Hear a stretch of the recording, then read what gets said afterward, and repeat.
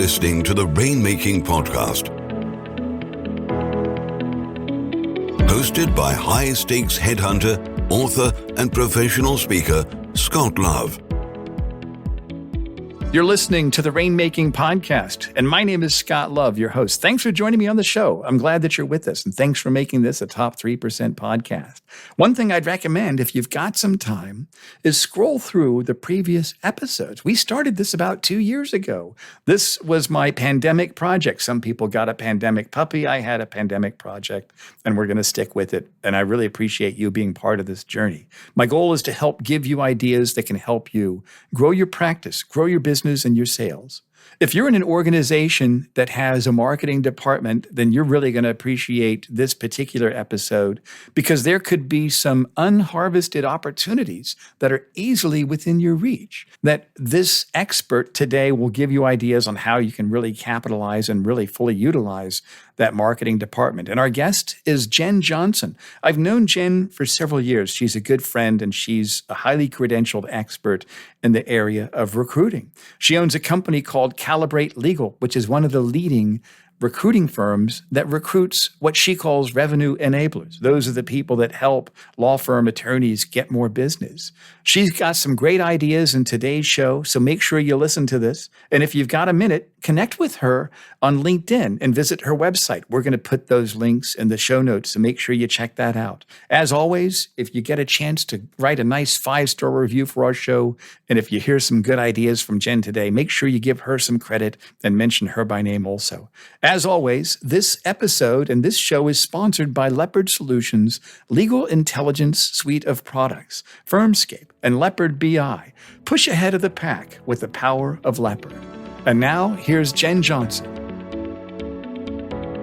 Hey, this is Scott Love. Thanks for joining me on the Rainmaking Podcast. My guest is a good friend of mine, Jenn Johnson, joining me talking today about how to best utilize your firm's marketing team. Jenn, this is great. I'm glad to have you on the show. Thank you for the invitation. It's always a pleasure to get to have the chance to chat with you. Absolutely. And for those of you that are listening, Jenn and I have known each other for a while. She actually owns a company that recruits people in the business development and marketing support, revenue enablers for law firms all over the world. And she's an expert on marketing. And we're going to start with some definitions here. Jenn, tell us about simple definitions. When people hear marketing, they might think that's the same as business development or sales or other things related to that. How would we parse those apart? How would we give some clear definitions so we know what we're talking about here? Yeah, it's a good question. And I always like to start with that, just to level set and make sure that we're all speaking the same language. And, most lawyers by training are not marketing professionals. Most of them didn't have the marketing classes. And until very recently, marketing BD, the business of law, wasn't even part of a law firm or a law school curriculum, right? And so I do just like to kind of go there just to make sure we're all on the same page. So business development is fueled by marketing. So business development is the act of targeting and planning, and the marketing is what brings the plan to life. So marketing is events, and it's website, it's advertising, it's digital, it's PR, it's all of the various components that bring a plan to life to make business development come true. Got it. Yeah. So in law firms, then let's talk about the different roles of people that you've seen within the firms. How would we define all those? Does a firm usually have a director of marketing, a director of business development, or are they kind of all combined in that same role? Yeah, so it depends on the firm size. So if we're talking about smaller firms, and in my world, small is really under 100 lawyers, 150 lawyers is small in the space that you and I can float in. Mm-hmm. But usually we see 40 lawyers being the threshold of when you need a marketing person. And I'm just going to use for our chat today, the word marketing, all encompassing marketing, business development, communications, just so I don't have to say all the words. So 40 lawyers is really like the threshold for where you really need to think about professionalizing that. It's just enough cats to be herded that they won't get herded unless there's somebody that's there kind of joining everyone together. Right. So typically at that level, you need one person and maybe some outside consulting help. Once you get up to several hundred lawyers, you start seeing teams of 5 to 10 people. the 1,000 lawyer firms, some of them have 100 people. Wow. So it really sort of depends on their strategy and their, frankly, buy-in to marketing and how complex their strategy is. And those are still shifting and changing. But you see some of the bigger firms, you'll see most of the AmLaw 200, I would say about 70% of them do have a chief marketing officer with some sort of iteration of the title, the chief being the commonality. And then the rest would have a director at the top. And then underneath would be vertical leads. So under that head of marketing, first chairperson would be a business development director, and then a marketing director, and then maybe a communications director. And then it kind of funnels out underneath that. And so let me ask you this then, and I appreciate that clarity in the organizational structure. What drives strategy? Is that coming from that chief marketing officer, or is it coming from the chair of the firm? What's really the driver of defining that strategy of the firm's marketing and business development efforts? Well, in an ideal scenario, it would be a conversation amongst everybody that are holding leadership roles at a firm, right? It would be, who do we want to be? Who are we? Right. Who do we want to be if it's different than who we are?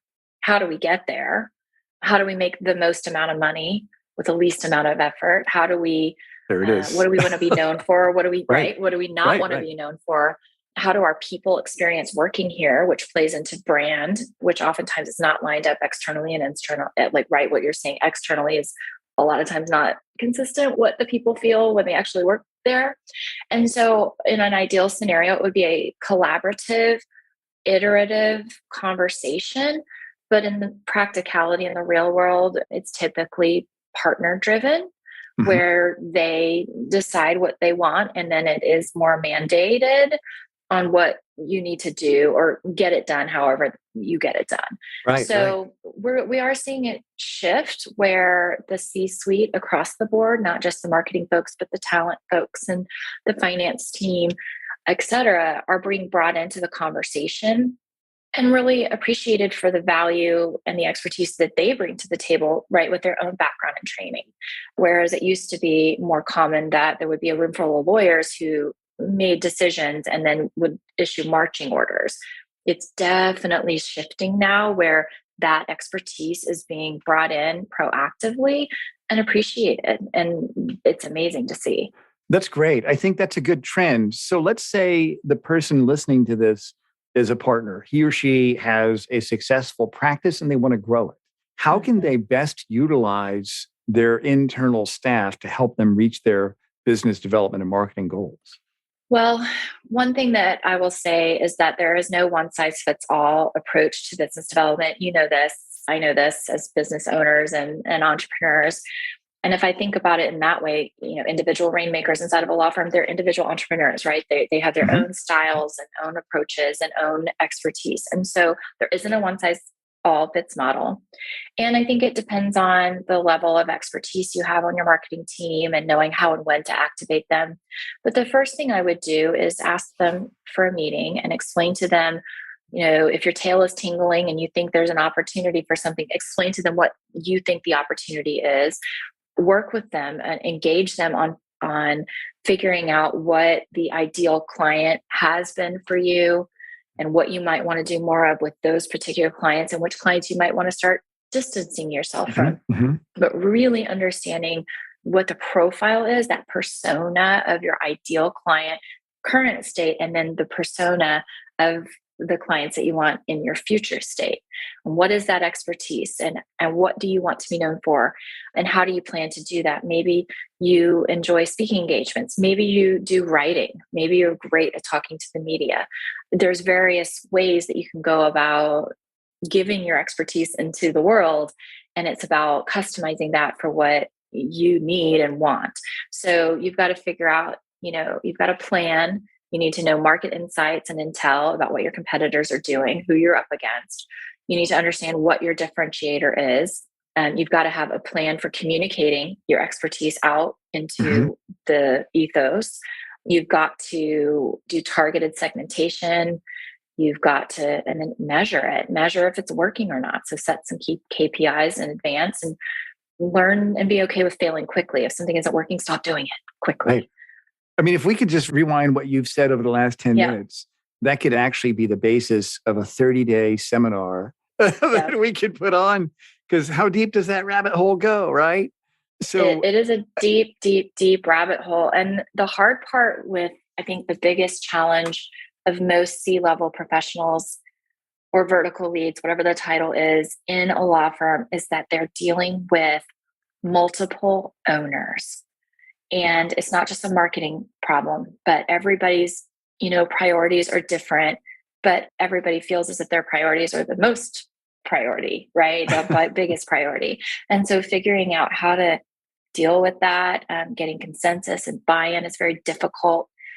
Yeah, absolutely. And what do you think are some of the pitfalls between partners, or I wouldn't say pitfalls, but let's say the disconnects from your experience? Because you've been plugged in, you've been very involved in the Legal Marketing Association. You're on the inside of law firms every day. Mm-hmm. And what have you heard from them complaining about their partners that they wish their partners would do differently? What are some of the things that you've heard in that regard?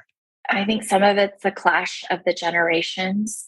So I think at this point, I heard a stat a few weeks ago that there's like 3, if not 4 generations hanging around in some of these law firms, 3 generations, where you've got people who, can't be bothered with the bells and whistles. And then you've got people who were brought along by that generation who have adapted a little bit, but not that much. And then you've got the new ones who want everything to move differently and more quickly and more efficiently. And all of that is clashing. And I think that's a big part of it. Another part of it is, well, if I'm a rainmaker, let's say my name's on the door, or I'm a leader, a practice leader or something inside of my firm, I've developed relative success. And the word relative is important in this conversation, but I've been successful. Why would I do anything differently? Mm-hmm. What's in it for me to want to change something or to work harder a little bit to make more money? Right? What's in it for me? What's the value proposition? And so I think that you see a lot of partner tension in that way, and that it's one thing to do it for myself, but then it's another thing for it to benefit others. And then how am I going to be compensated for that? So I think comp systems is a big issue as it relates to marketing and business development. There are some very large firms that don't have partner origination credit. It's not part of their comp system, as you know. Mm-hmm. And that really does allow for more of a cross-selling culture, right? A firm-client culture, a us mentality. When you build in the origination credit, that's when it starts getting much more tricky on top of an already, adversarial environment, right? So, even though we're partners, it doesn't necessarily mean partners in that Webster dictionary sense. It means, collective, co-op, type environment where we share resources, but it's hard when it's a what's in it for me mentality that's rolling through the culture. That's right. So if a partner is working with their marketing team, what should be expectations in terms of accountability? Can they hold them accountable? Can they do anything to make sure that results are achieved? Absolutely. One of the things that I've seen happen time and time again, and we in our consulting practice are really working to counteract this. But you'll probably, those of you in larger firms with bigger marketing teams, probably maybe receive an annual report of the marketing team's activities. Mm-hmm. And that's lovely. And it's usually really well done. It looks great. That's what they do. They're marketing people, and it's graphically, appealing, visually appealing. The problem with that, though, is it's a list of activities. And in my mind, I'm like, so what? What's so? Okay, you did all the things. You're very, very busy. But what did that drive any dollars into the door? The average law firm pays 2 to 3% of its gross revenue into the marketing budget. What is that doing? If you're spending hundreds of thousands, millions of dollars on marketing, what have you done for me lately? What does that mean? So how do you hold them accountable? So it's a tricky thing, because in the law firm, the sales force are the partners.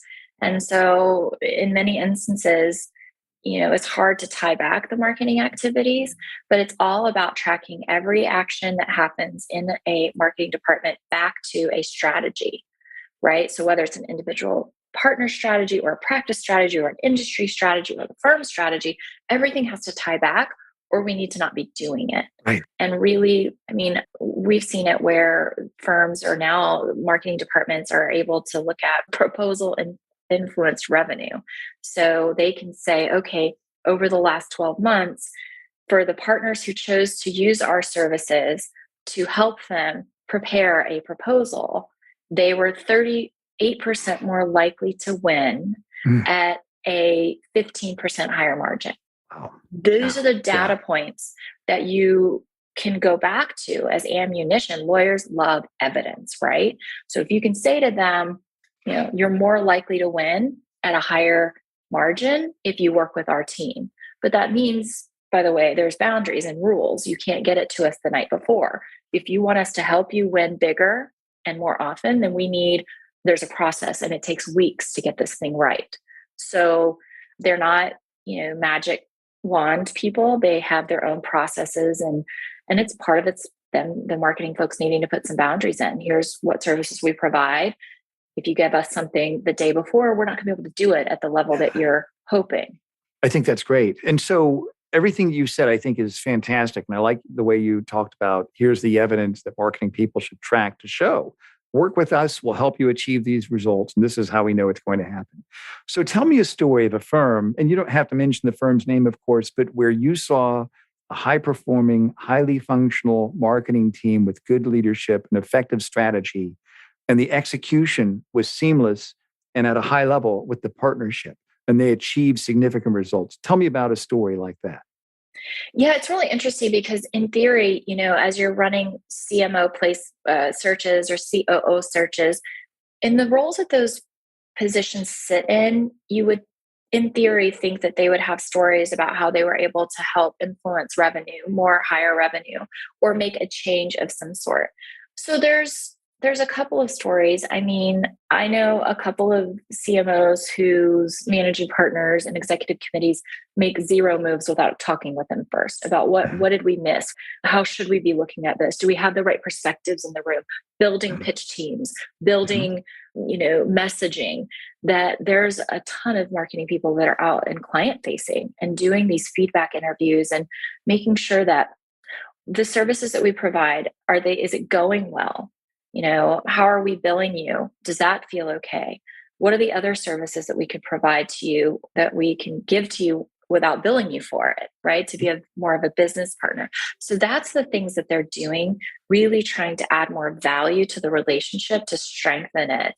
But, demonstrable results, I have seen firms develop key client accounts, and it takes time, but when they do it, they go much, much deeper. There's instances where you can see a 20% higher penetration in both in terms of numbers of matters, but also in dollars in the door because of a focused key account methodology put into place, right? So these are the things, and it never happens whole scale. You got to start with the coalition of the willing. And, there's always a pocket. Every firm has pockets, right? Of people who will play along, lawyers who will play along. So it's about finding them, capitalizing on that, and then sharing those wins, right? In ways that other partners can receive. Oh, that's interesting. I'd like some of that. I want to win too. And it's about sharing it and ripple affecting it that way.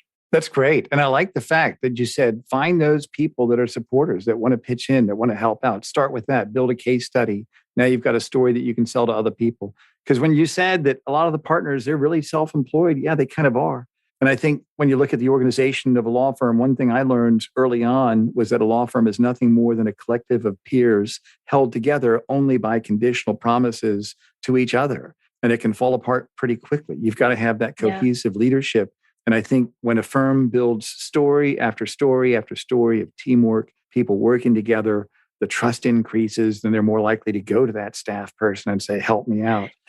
Scott, that's where we have to go. This industry has to go in a team-oriented mentality going forward. And it's going to take a while to change this because, again, lawyers have been trained to be adversarial, to be the ones who know the answer, the individual that figures it out.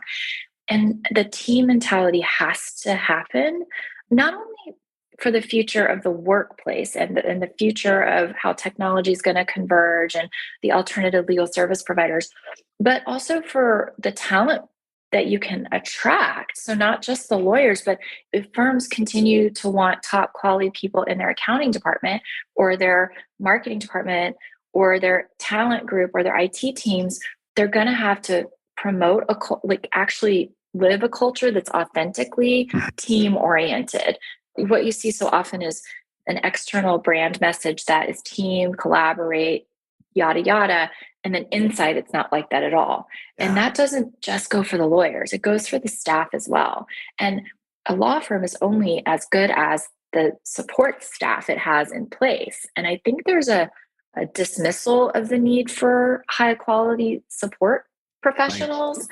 And I think it's short-sighted, people who don't see the value of all of the assets that are crucial. I agree with you. And I think that comes from the top. It comes from the leadership and the message that they give to people and the way that they lead and the way they treat their support staff. I remember I had this one partner that the interview lasted only 15 minutes. And I got a call from my client that said, "We're not interested in your candidate." I said, "Why is that?" They said, he got out of the elevator, he was in a huff and a puff, and he said some rude, disrespectful comments to one of the staff people who got upset and then told the hiring partner, and that meeting was over quick. And that's absolutely one of my favorite. Good on that firm on an exclusive basis now because of the quality of leadership that they had.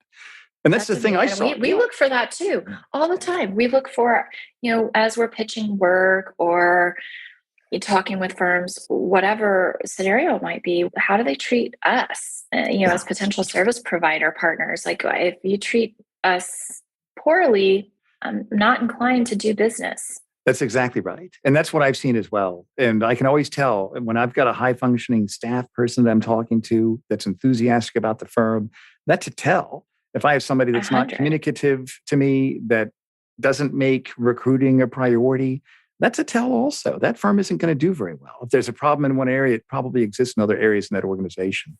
So that's the end of it. And I want to say this too, as it relates to marketing, recruiting is marketing. Yeah, that's right. Like, hello. Yeah. So to the extent that, again, going back to when we first started talking about the collaborative nature, the people that are recruiting your lawyers and your business professionals should be in regular conversations with your marketing team. Mm-hmm. And your marketing professionals, part of a business development plan for a practice is talent. And so recruiting is marketing. And if those groups are not collaborating, that's a huge red flag. I wouldn't allow it. If I was a business owner, I wouldn't allow our teams not to collaborate. I would expect it. Right. That's right. And tell me about the members of the team. You talk about revenue enablers. And what I want you to do is talk a little bit more about your practice in a little bit. But what does that mean, a revenue enabler? Well, so in the law firm setting, the lawyers are the revenue generators. And typically it's the lawyers and the non-lawyers, right? And the non-lawyer is usually used in a pejorative way. And so we've really tried very hard to think of alternative ways to address people who are not lawyers.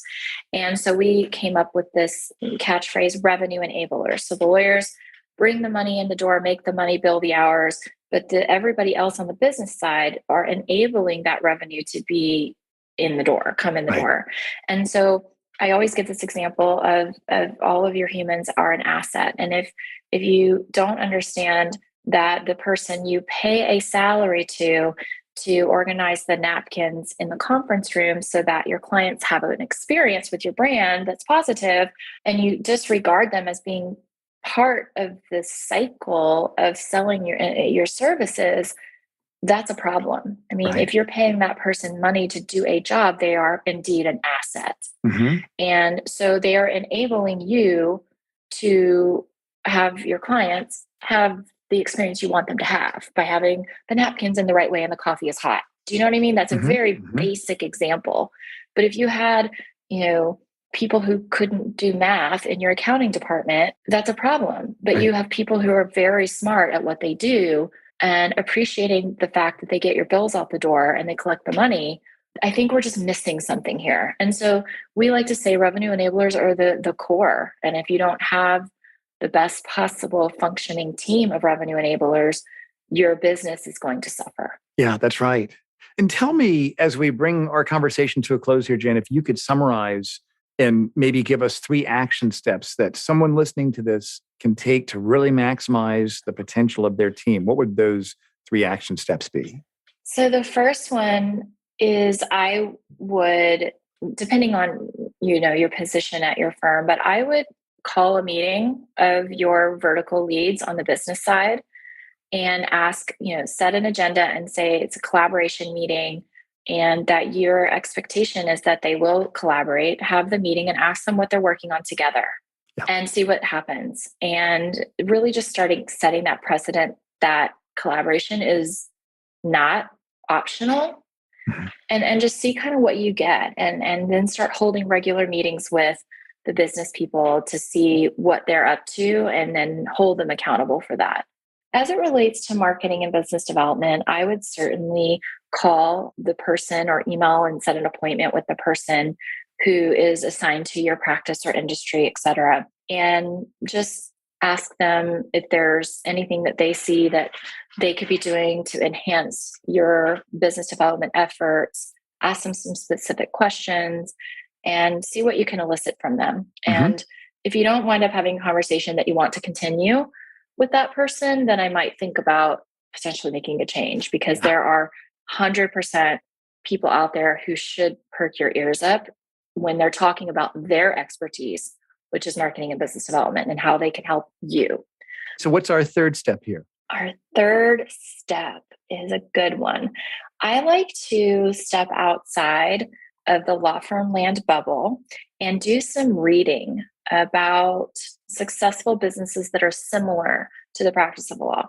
So I will tell you that PwC, Deloitte, Accenture, KPMG, they all do a really, really great job of holding both C-suite surveys, but then panel discussions, et cetera, once a year to see what's on the mind of their clients. And so they do it with the Fortune 1000. And so these are general counsel, these are CEOs, CFOs of the clients of law firms talking about what's on their mind and what's keeping them up at night and what they see as the trends. And so going and just absorbing some of that information instead of necessarily looking next door at what the law firm next door is doing, I think is something I would encourage. I think that's innovative, because most law firms I've noticed are like, hey, what's that other firm doing? We should be doing that. Right. That's absolutely. And so it's an endemic of race to second. Nobody wants to be first. Let's all see what everybody else is doing and then let's all do it. But I think looking on the outside is definitely the way to keep your business pushed forward in a lucrative way. I think that's a healthy concept. And tell us then about what your company does. What are the offerings that you have that you'd like for people listening to know about? Sure. So Calibrate is known for placing revenue enablers, so executive search on the business side of the house. So anybody that would run your business, vertical leads, marketing, HR, talent, DE&I, finance, et cetera. And then we also do consulting, so organizational development consulting. We do consulting as it relates to governance models and how partnership agreements are set up, and then how the business stuff side support the business, the partnership agreements. So it's really aligning the people, the processes, and the technologies to help the business, push the business forward. That's great, Jenn. Well, we're going to put all of your contact information on our show notes. So those people listening, if they want to reach out to you, they'll be able to go there and connect with you directly. Thank you so much for being here with me today. And we're going to have you back on the show in the near future. You've got some great ideas, and I know we've just kind of covered the surface of that right now, Jenn. I would welcome it, and I appreciate you for inviting me. That sounds great. Thank you. Thank you for listening to the Rainmaking Podcast. For more information about our recruiting services for international law firms, visit our website at attorneysearchgroup.com. To inquire about having Scott speak at your next convention, conference, sales meeting, or executive retreat, visit therainmakingpodcast.com.